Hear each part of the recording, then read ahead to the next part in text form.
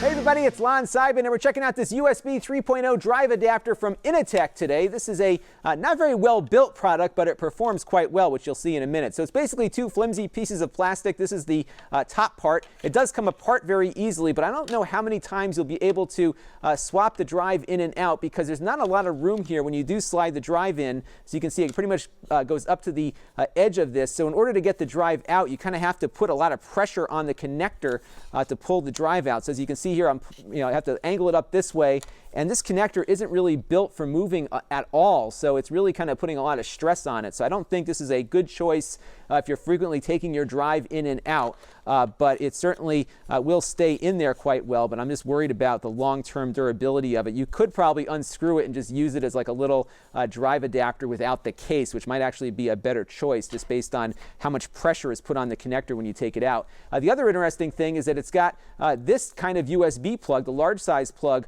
on both sides. So the cable that it comes with is basically two of these, so you don't get like the little micro connector and the larger connector. You just have two of the larger connectors. So if you lose the cable, it's not hard to find another one of these, but most of us don't have this style on both sides of the cable. Let's take a look at its overall performance here. We've got my Blackmagic disk speed test running, and what's nice about this is that the performance is actually really good. We're getting close to 400 megabytes per second. I've seen it go as high as like 410 megabytes per second, which is over 3 gigabits. So really decent performance. The writes are slower primarily just because of the older SSD we're running here, but nonetheless, I am very impressed with its overall speed. So my suggestion with this, because I'm concerned about the build quality, especially just how hard it is to get the drive in and out and the pressure that gets put on the connector, is if you're going to be swapping drives out a lot and you want something that performs like this, look at that, 410 megabytes per second, I would say to take this part off and just kind of use the SSD bare on there, especially if you're swapping out a lot,